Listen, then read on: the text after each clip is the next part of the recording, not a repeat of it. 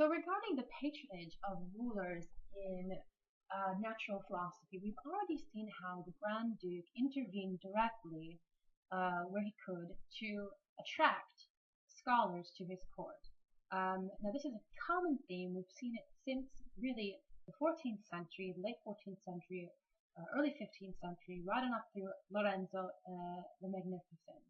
But what's changing is what is being conducted at these courts and how they're being regarded externally. It's in this period, particularly in the 17th century, that we see natural philosophy becoming a new subject of interest for European rulers. And I'm talking about natural philosophy in and of itself, not simply an interest in collecting rarities, although that certainly is a theme which continues. Part of this is due to the intense competition between what we now call nation states, the emergent system of nation states. That is, dominions that are tied to a definite sense of national identity. Often, this was highly determined by language, by place of birth, and less by national boundaries, which were, at any rate, kind of subject to continual change, as you see by this map here, which shows the Peace of Westphalia in 1648, which brought an end to the 30 Years' War. This conflict saw the Dutch gain their independence from Spain, actually, which was part of a longer struggle called the 80 Years' War between Spain and the Netherlands. And the settlement that ended this conflict also helped codify what we now recognize as international law, the idea that each nation state has autonomy over its own dominion and its own affairs, and that all states, regardless of size, are entitled to the same rights. So traditionally, scholars have seen this as a turning point in the political history of Europe as we move from older notions of legitimate power, sort of encapsulated in feudal ties between lord and vassal, or barons and king, or even ties between papacy and rulers, to what we would recognize now as a more quote-unquote modern system of national states headed by a sovereign ruler, or in the case of England after 1688, a constitutional monarchy. We're also firmly in the post-Protestant Reformation world at this point. Despite the Tridentine reforms, so these are the reforms that come from the Council of Trent, hence Tridentine, the Holy See, the papacy, no longer holds the position that it once did. In France, Louis XIV is bent upon greater control of the religious hierarchy. He tries to create a sort of Gallican church. And in the British Isles, the civil wars between 1642 and 1649 just tear the country apart and result in the establishment of a Puritan government under Oliver Cromwell.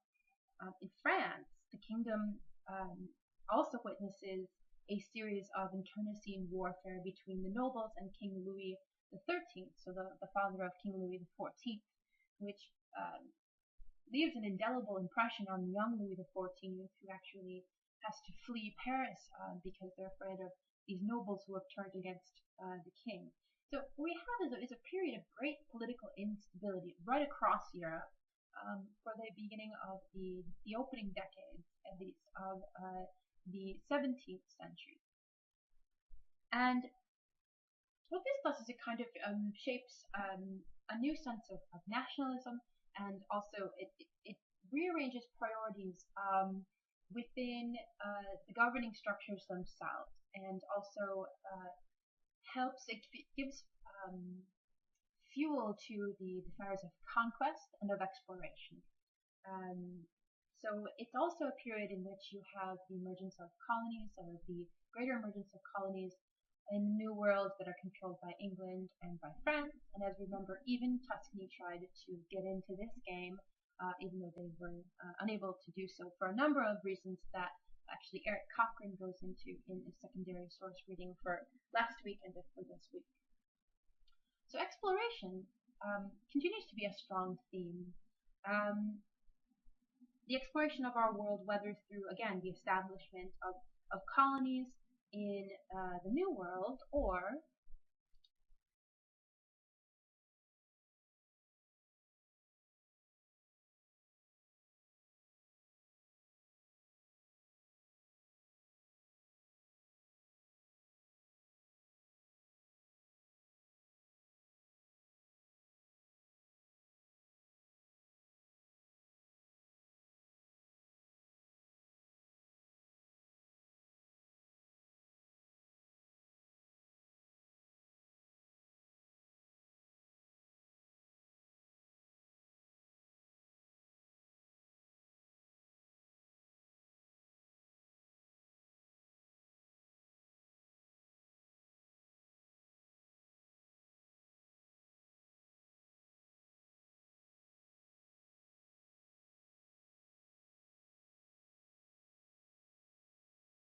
by using new inventions such as the telescope and the microscope, um, discovering a new wealth of information about our cosmos. So again, this continues the theme of both looking outwards and looking inwards to gather data, to foster an empirical approach to the world. That is, to make theories and then to prove or disprove those theories based upon observation of phenomena.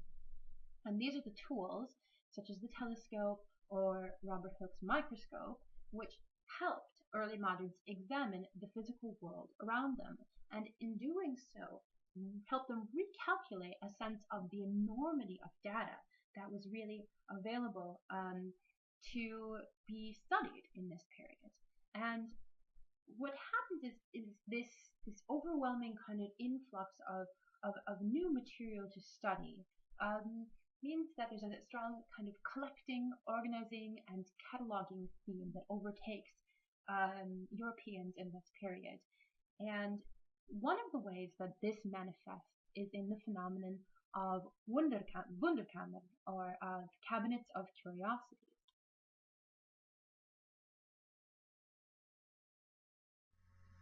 Um, these are essentially cabinets in the sense that they could be a cabinet in the sense of like an armoire, something very small, or they could be whole rooms. In the case of some sovereigns, they would even take up multiple rooms. And these would be collections of rarities, of curiosities, things anywhere from, like a two-headed cat to an alligator, as you see here. It could be objects of exceptional beauty, such as rare shells or gemstones, or antiquities, cameos, or bits of, uh, you know, Roman ruins and that sort of thing. It really ran the gamut. This was again part of this sort of collecting theme that's going on in Europe at this time, as they're being exposed to also new things in the New World that they had not seen. So that, unfortunately, this mania for collecting extends not only to objects but also to people. As we'll recall that Robert Thornton brought even 5 human beings back from the New World, 4 of whom unfortunately perished early on. So physically extracting them from their natural environment as if they were scientific specimens themselves, something to be marveled at. And these Wunderkammern become a sort of necessity of any glittering court. So any ruler who wants to have a well-rounded, illustrious kind of court needs to have a cabinet of curiosities.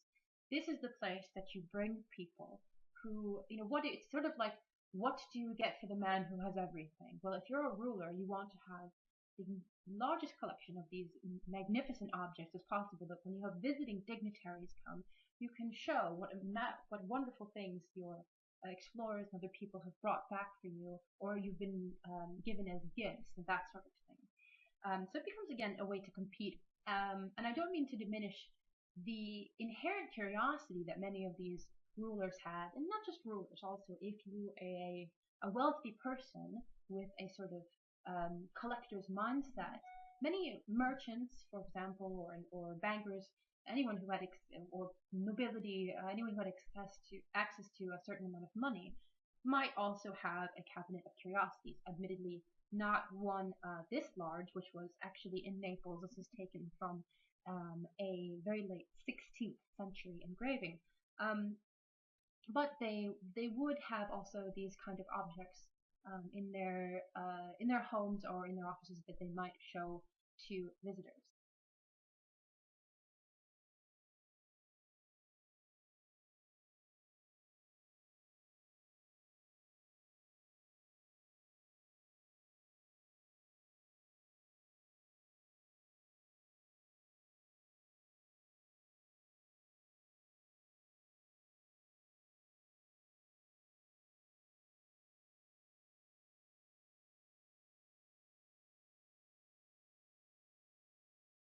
But it's really not enough for sovereigns to simply be collectors of the exotic. They wanted to be patrons also of natural philosophers, not only because some of them had a genuine interest in science, as was the case certainly for Leopoldo de' Medici, because also they wished their courts to compete with those of other rulers. Just as the patronage of great artists and thinkers in the Renaissance had worked to promote the glory, the intelligence, and the exceptionalism of rulers such as Lorenzo de' Medici, so would the discovery of new mathematical principles or the patenting of new inventions that would help us study our natural world render the court of the sovereign that much more illustrious. As we'll recall, you had Viviani, who was wooed by other European rulers to the extent that Ferdinand almost had a problem of keeping a hold of him. And this is a common practice. You have people trying to poach not only the best, certainly natural philosophers, but also the best artists, musicians, because you want these people to be at your court, because it also starts sort of a rumor mill about what illustrious people you have at your particular court. Now, this was certainly the case for Louis the 14th, who, when we talk about state centralization in the early modern world of European states, France is really the example that we turn to most frequently because it's the most clear cut. So you have Louis, who has subdued a region that in his father's reign had been highly fractious. You have the nobles rebelling, that sort of thing. And then he also goes on a very bellicose campaign to conquer surrounding regions, and meanwhile expanding the power of his navies, interested also in New World colonies that would produce indigo and sugar. And it's really reflected in this painting here, in which you have Louis XIV visiting the Académie des Sciences, which, like the Accademia del Cimento and the Royal Society in London, was dedicated to the investigation of our natural world, among other topics that were more theoretical or arcane, such as mathematics or geometry. And as we see here, this picture is quite interesting because there are several allusions to the arts. You have, first of all, architecture in the background, which is showing off this interesting kind of fantastical painting of what could be one of Louis' chateaux in the Loire Valley, and it shows a very interesting use of perspective. Then to the right, we have maps, which are most likely of the New World or could be of France. It's difficult to tell from this perspective. It's probably France, actually, now that I'm looking at it closer. You can see the bay there, as well as a globe. And then just below the globe, you have a sextant. And what do you use a sextant for? Well, you use a sextant for measuring the heavens. And beyond that, we also have this very rich carpeting that's draped across the bottom, as well as this very, very rich material, this woven material that is draped across the table, which is then covered with books and scrolls and charts. And you see the assistant in the background, where we're bringing in more charts and graphs. And at the same time, you have Louis seated, and you have a member of the church here off to the right who is bowing to him. It's all very symbolic. It's essentially evoking a world in which you have a sudden outpouring of information, or an influx really of information about the external world. And the rulers attempt to gain a sort of mastery over that world. And one of the ways you do this is by understanding the new principles that were thought to rule our world universally, which is why, for example, Newton's universal law of gravity becomes so enticing a concept for natural philosophers, because the old world, as we'll recall, of the very stable kind of Aristotelian geocentric view of the universe has been broken down. And there's, until this point, really till the mid-17th century, there is no fully fleshed out theory of what is to place it.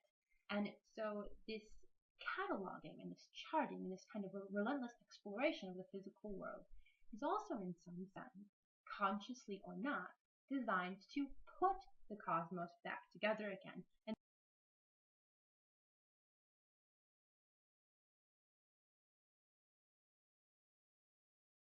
now in terms of rebuilding, sometimes this has a quite literal sense to it. Let's take the example of Charles II of England, who was also a patron of the natural sciences and found himself in 1660 back in power after a period of exile during which the British Isles underwent a very bloody and very wrenching civil war that was partially religiously motivated. And his challenge is to put his dominion back together again. And he does this partially through quite literally rebuilding London. There's a very large plague of presumably the Black Death in 1665, followed immediately, almost immediately thereafter, in 1666 by the Great Fire of London, which destroys a considerable part of the city. And it's sort of a phoenix from the ashes sort of moment. Charles has the opportunity to hire on whom he wishes to help reconstruct the city. So you have the very famous architect, but also natural philosopher Christopher Wren, who Charles essentially puts on his direct payroll to rebuild things like the National Exchange. And he also, it's a period in which he wants to fund, just much the same manner as Louis XIV, an exploration of the physical world around them. The Royal Society opens in 1660, roughly coterminous with the restoration of the Stuart rule in England. And Charles himself has a quite dedicated interest to the sciences. That is when he's not off carousing. He's known as kind of this bon vivant king. He had a lot of mistresses, and it was sort of let the good times roll after it had been a period of Puritan rule in which all of the theaters were closed. Think sort of religious fundamentalism, right? So just like Louis XIV, you have King Charles II, who wants to attract the best and the brightest to his court. But how does he do this? Well, partially with the direct patronage of societies like the Royal Society of London, which is modeled to no small extent after the Accademia del Cimento in Tuscany, in Florence.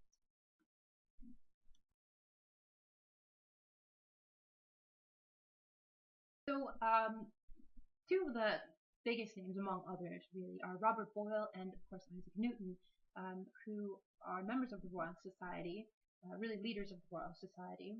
And you probably all learned the scientific method in high school, but if not, this was something that was invented by Robert Boyle, who again was building on the Baconian method, which we talked about last week, which puts a lot of emphasis on observation, on the collection of data. He was also instrumental in proving the existence of a vacuum, of the not just the possibility, but the proof, essentially, that a vacuum exists.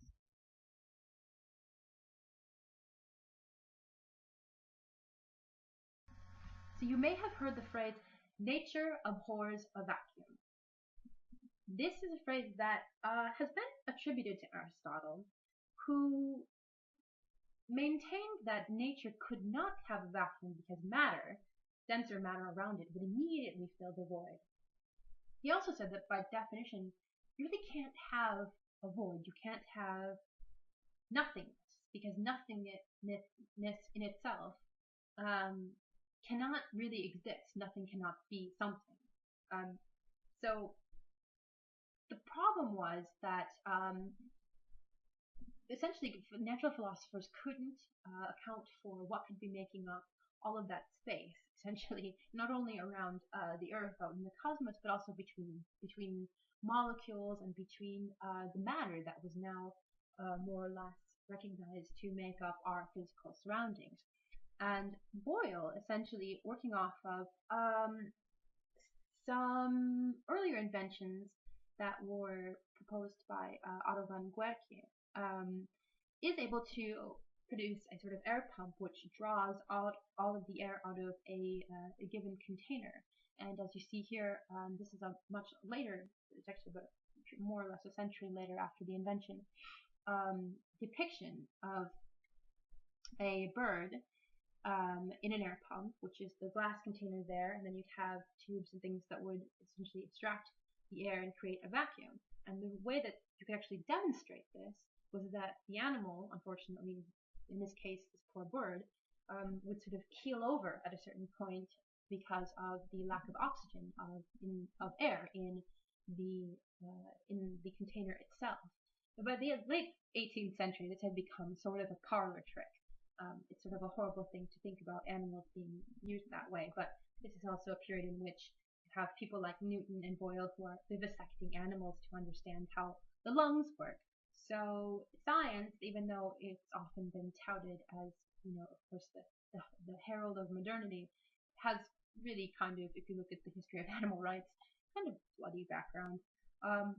But it remains to be stated that by this period in the late 18th century, what we have is an ever-growing association of, or network, if you will, of philosophers who are reading each other's work, who have stable, more or less, employment in the courts of sovereigns, who have associations, they have societies of their own, and who, through the constant back and forth of letters, and also through publishing, are able to make a strong case for not only the heliocentric model of the universe as we've seen, but they're also able to counter other philosophers who, for example, are in the employ of the church. And they're really gaining a sort of consensus within these certain circles that this new science is the logical way forward, it is the logical way to view our new world.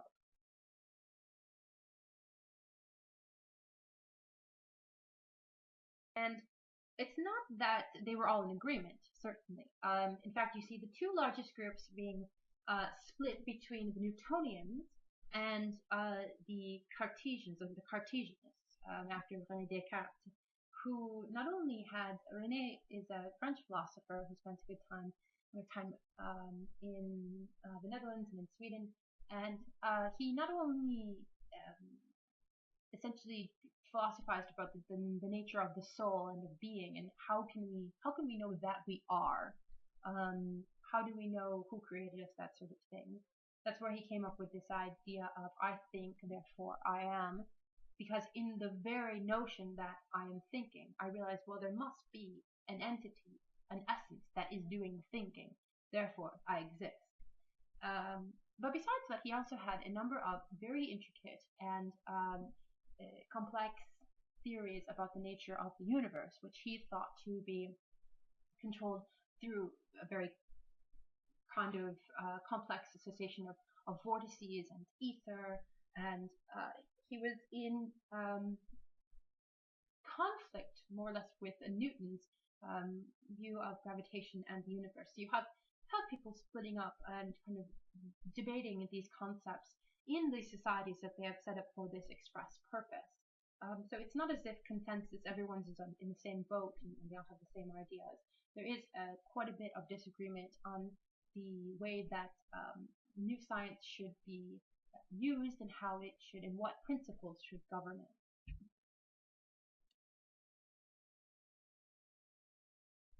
But moving along, let's actually take a quick look at the Accademia del Cimento and the role that patronage in the Medici circles played in the fostering of a hospitable environment for natural philosophy at the Florentine court.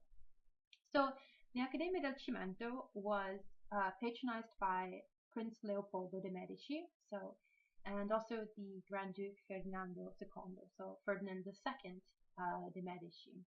And the prince himself was an avid collector and a natural history enthusiast. He had a sort of magpie-like obsession with the natural world. He essentially told his philosophers and other explorers, just bring me back anything that you find interesting, and we'll take a look at it together.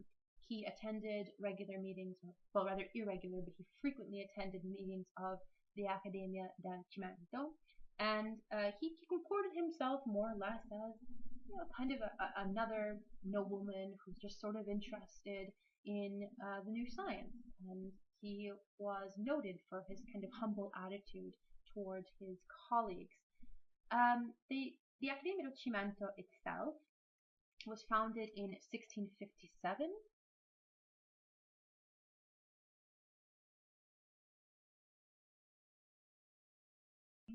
And what they really focused on was experimentation. And this is reflected in their motto, which was provando e riprovando, which is sort of like try and try again, or trying and retrying. So experimenting, essentially. And experimenting will bring you to the truth. They also produced an extensive collection of laboratory instruments, which are still available to be viewed at the Galileo Museum in Florence. And their association, in its form, was a model for the Royal Society of England and also the Académie des Sciences. So it's really this idea of having academic societies which become the first kind of seedbeds of modern science. This really starts in Florence. And the way that it's communicated to the outside world, again, is through this republic of letters that links together philosophers from Paris, from Vienna, from Naples, and London with philosophers in Florence.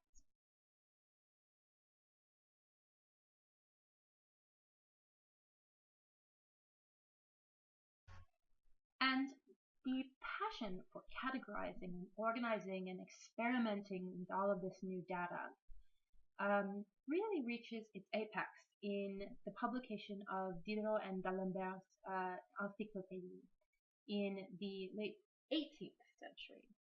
And in this encyclopédie, which is an encyclopedia as we now understand it, the authors themselves and their many contributors attempted to define and explain nearly everything they could get their hands on, from the most mundane matters such as, for example, the functioning of a windmill, to the most complex mathematical notions that were then up for debate among leading scholars across the continent. The Encyclopédie was sort of tongue-in-cheek critical of religion. For instance, if you look up the Eucharist in the Encyclopédie, so the communion, the bread and the wine of the Catholic ceremony, in which the bread and wine are supposed to turn into the actual blood and body of Christ, in the Encyclopédie, it's cross-referenced with cannibalism. So you can kind of suss out a sense of the irreverence that these natural philosophers have for organized religion.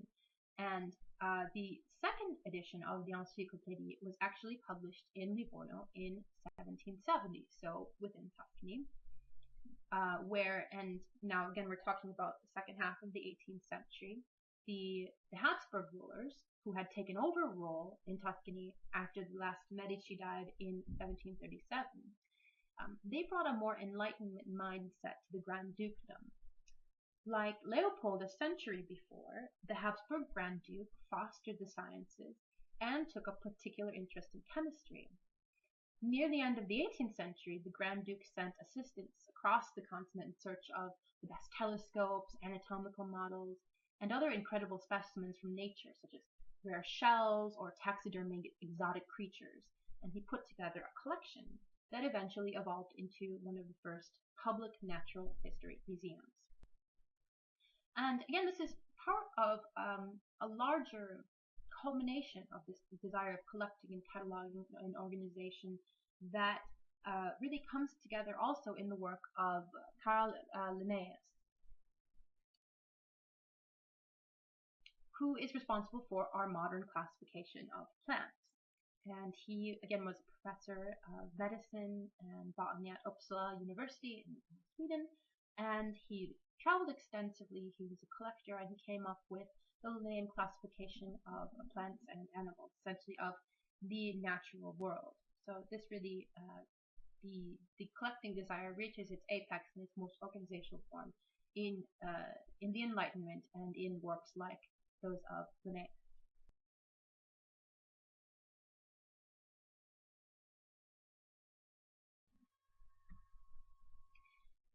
So for this week, you'll be reading about one of these collectors, who was Hans Sloane. He was a remarkable person, a trained physician, and your assignment will be a bit different this time. Instead of all of you reading the same document, your task is to go to the correspondence of Hans Sloane's website, which is again linked on the blackboard, and search through the database.